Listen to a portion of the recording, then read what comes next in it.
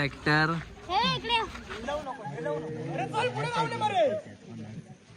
नमस्कार मित्रांनो, मी रोहन रावडेकर तुमचं स्वागत करत आहे द रोहन वाईब्स हे आपल्या आवडत्या यूट्यूब चॅनलवरती.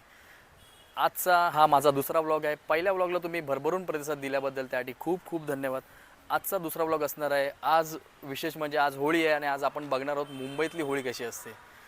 आणि अर्थातच मी राहतो अभ्युदयनगर काळाचौकी येथे, इमारत क्रमांक 34, आणि आपण बघणार आहोत आपल्या बिल्डिंगची होळी कशी असते आणि आम्ही कशी एन्जॉय करतो ते. चला तर आता आपण चाललो होळी बनवायला आपल्या बिल्डिंगची. एक तर झाले उशीर आणि त्यामध्ये शिव्या तर पाडणार आहेत मजबूतमध्ये, कारण की ऑफिसवरनं आलो आणि त्याच्यानंतर मग थोडंसं आपल्याला खायचं पण होतं.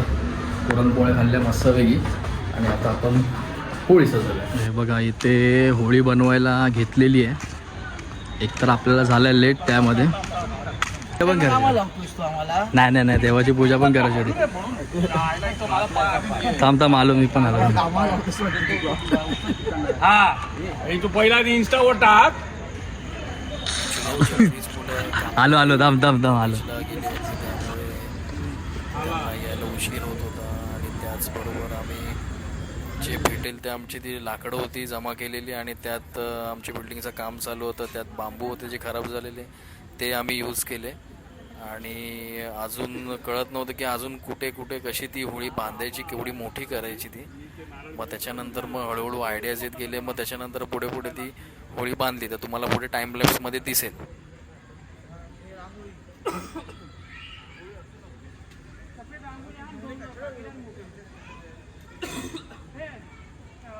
अक्षय पण आलेले आहेत, ताज हॉटेलचे प्रेसिडेंट, नेहमीप्रमाणे आपल्या मदतीला.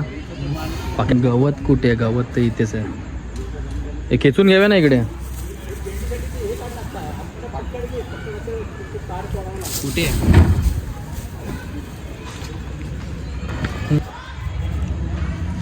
ही अशी आपली मुंबईतली होळी असते.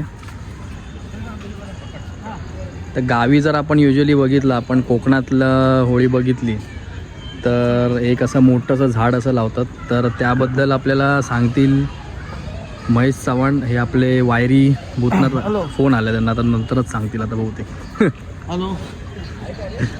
माहिती नक्की माहिती आहे की नुसतं बोलायचं नाटक करतोय तेच कळत नाही. आता आपण गवत टाकून घेऊया इथे.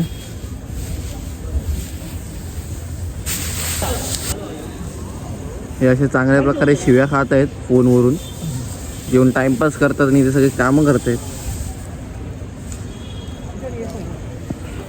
ही आपण होळी अशा प्रकारे बांधून घेतो. तरी पण अजून आपण होळी अजून एवढी उंच तरी जाईल ही अजून बांधायची आपली. कारण की ॲक्च्युली आहे ना आपल्याकडे आहे ना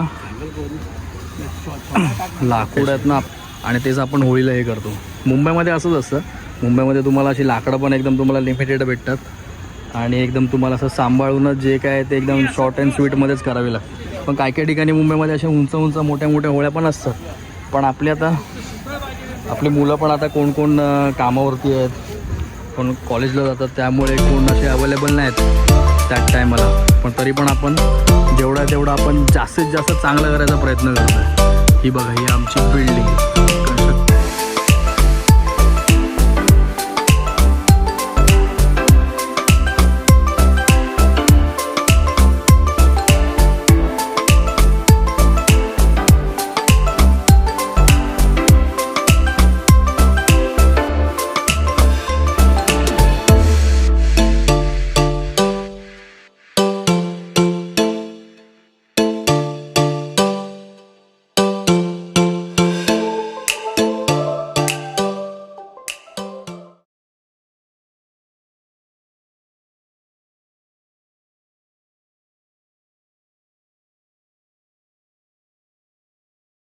एवढ्या अथक प्रयत्नानंतर आपली एवढीची होळी झालेली आहे.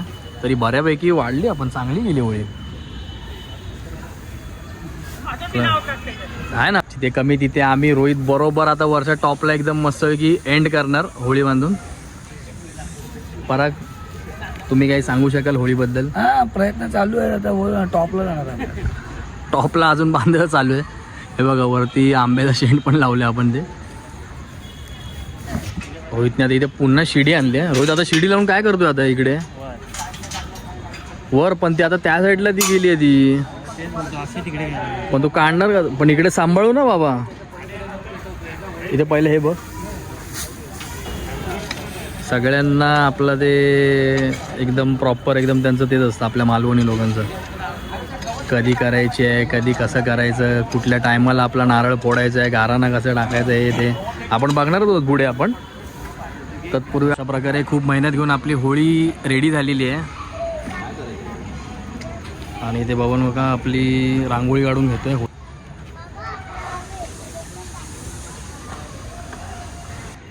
मी मगाशी आलो तेव्हा कोण नव्हतं. मग ह्याला आपण या बांबूला काय बोलतो इथे लावतो त्याला? त्याला तोरणाचं तोरण सोसायटीतर्फे नारळ जो 5 तोरण त्याला काय पोशिंदा काय बोलतात? हे पप्पांना माहित असेल, आता त्या बाबा काकाला माहित ते असेल, काका ह्याला काय बोलतात? ते हे लावतात त्याला हे बबनला पण माहित असेल. आपण इथे एक बांबू बांधून घेतलाय. बांबूला 5 नारळ आणि आंब्याचा टाळ लावला. तर आपण तो बांबू आता इथे लावणार आहे. तर आपण आहे ना आता इथे आपल्या बाबा काकाला विचार एकदा सांगते आपण ते बांबू कशासाठी लावतो ते? आणि त्याला होळीच्या बाजूला नारळाचं तोरण बांधायचं असते. तर सालाबादप्रमाणे प्रत्येक होळी असेल त्या होळीच्या बाजूला नारळाचं 5 नारळाचं तोरण. आणि जे होळीला गारणं घालतात, आता समजा मीच घालणार आहे आता, हां रोहनचं लग्न लवकरात लवकर जमू दे, पुढच्या वर्षी मी 5 नारळाचं तोरण बांधणार. अच्छा. त्याप्रमाणे मी माझं आता ह्या वर्षी गारणं घालून झालं, पुढच्या वर्षी झालं पूर्ण, पुढच्या वर्षी जोडीने बोलवणार तुला लग्न. अरे मग आता ते त्याच्यासाठी ते 5 नारळाचं त्याच्यासाठी लावतात काय? ते 5 नारळ बोललेलं आहे ते मला तिथे लावावं लागणार. अच्छा. पण आता आपण आता सध्या सोसायटीतर्फे एक लावलेलं आहे. सोसायटीतर्फे एक लावावंच आता ज्यांची इच्छा पूर्ण आली असेल ते तिकडे होळीला काय ते देत. येतात येतील ना. होळीची पूजा करायला येतील. लवकर लग्न कर. त्यावेळेस ते येतात. बघ्या होईल. तर काका मला आता मुंबईतली तर होळी आपण बघतोच इथे अशी आहे. आपण अशी इकडे बनवतो, नुसतं बांबू आणतो, लाकडं आणतो आणि आपण गवत पेटवतो, गवत लावतो आणि पेटवतो आणि तशी होळी होती. तर गावी कशी होळी होती? कारण की आपले सगळे जे इथे आपली उपस्थित लोक आहेत, ही सगळी जी आपले मित्रमंडळी असेल आमच्या बिल्डिंगमध्ये, हे सगळे सिंधुदुर्ग जिल्ह्यातले आहेत आणि स्पेशली सगळे मालवणमधलेच आहेत. तर आपल्याला तू माहिती सांगशील की आपल्या गावी कशी होळी तयार होते, म्हणजे आपण कशी सेलिब्रेट करतो? आपलं आता माझं गाव मुक्काम पोस्ट कट्टा, तालुका मालवण, जिल्हा सिंधुदुर्ग. कट्ट्यामध्ये गुरामवाडी मध्ये माझं गाव आहे. आमचं होळीचं जे ठिकाण आहे ते ब्राह्मणदेव रावलेबुवा प्रसन्न या ठिकाणी आमच्या देवस्थानाच्या बाजूला आमचं होळी पेटवायचं स्थळ असते. आता ते होळी जर पेटवायची असेल तर आम्ही काय करतो, सगळे गावकरी मिळून, गावातली ज्येष्ठ नागरिक वगैरे सगळे मिळून एकाकडे होळीचं झाड घ्यायला जातो. तर तिथे आम्ही ते झाड तोडतो. तोडल्यानंतर लगेच म्हणजे आपण जंगलामध्ये जाऊन कोणाचं? जंगलामध्ये नाही, गावातल्या रहिवासी कोणी असतील ना ते आम्हाला झाड देतात. त्या झाडाचं हे करून आम्ही तिकडे जाऊन ते झाड तोडतो. मग ही लोक काय म्हणतात, आता ठीक आहे, आता ते आपण संध्याकाळी येऊन ते होळी झाड आहे ते घेऊन जाऊया. मग ते यायच्या अगोदर आम्ही मुलं जातो आणि ती होळी तिकडनं घरातल्यांना सांगतो आम्ही नेतो हा होळी. मग ते म्हणाले घेऊन जा.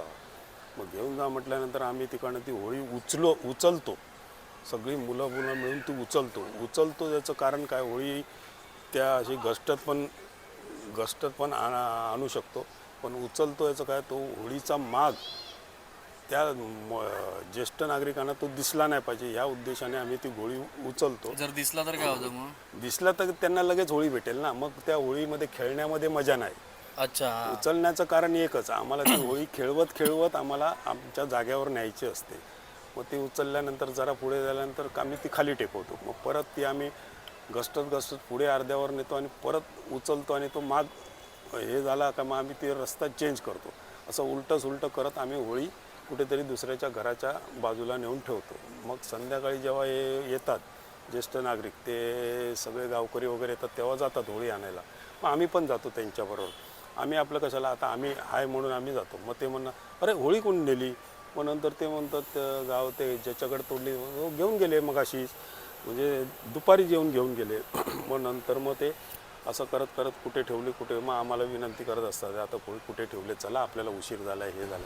भेटते त्यांना. भेटल्यानंतर मग आमच्यातलाच कोणतरी एक असतो, बोललो तर बघ तिकडे माग दिसतोय, असं करत करत ती होळी भेटते. मग नंतर मग काय करतात, ती पुढे गेले का मग आम्ही पाठीमागे असतो, मग आम्ही मग पाठी खेचतो, ते पुढे खेचतात. असं करत करत आम्ही ती होळी जागेवर घेऊन येतो. आणल्यानंतर मग ती होळी आम्ही अशी उभी करतो.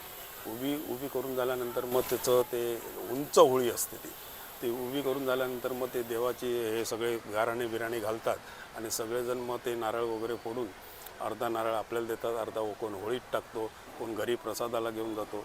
असं करून सगळं झालं का मग ते सगळ्यांना एक एक अर्धी नारळाची वडी देतात. शेंडीकरचा भाग आपल्याकडे ठेवतात आणि होळीचा हा असा प्रोग्राम आमच्याकडे. फक्त ते होळी खेळण्याचा मजा म्हणजे ही अशीच. बाकीच्या ठिकाणी जे पालखी वगैरे असते ती आमच्या गावात नाही.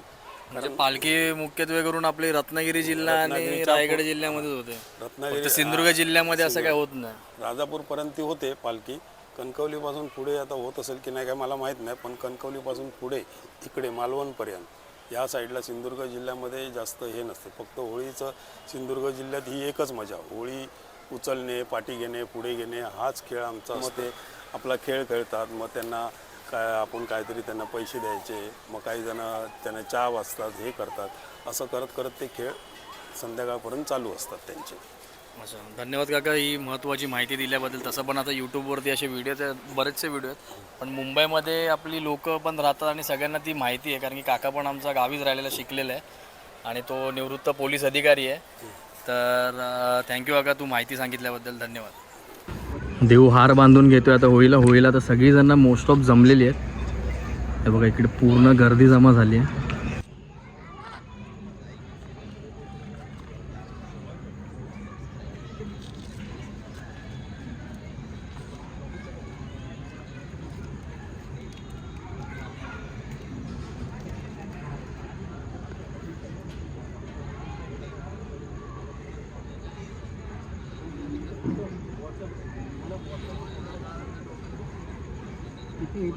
अगरबत्ती तिकडे लाव. हां हां.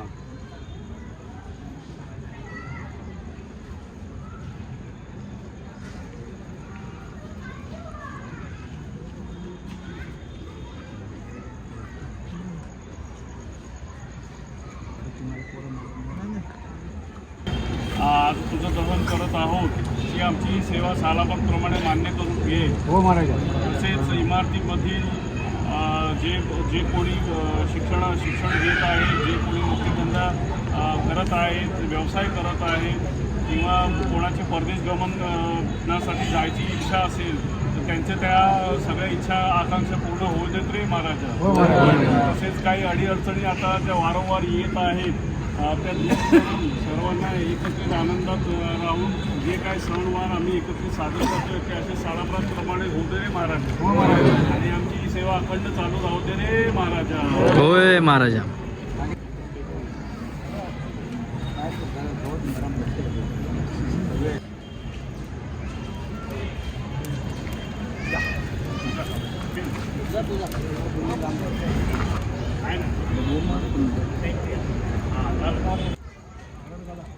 होय बा, एवढे पेढे संपवले. आता संपलेले पेढे आता आम्हाला द्यायला आले.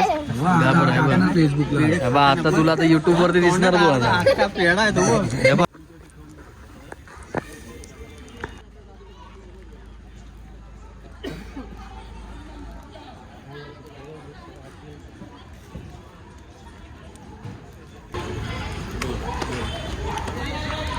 देवा महाराजा नारळ ठेवला आहे.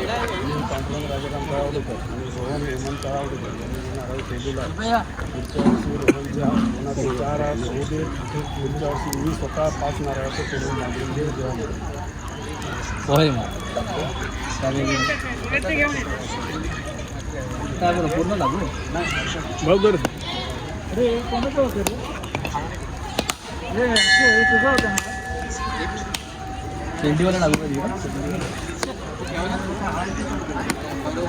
आमची ओव्हर ॲक्टर काव्या. तनिष आलाय मला कलर लावायला.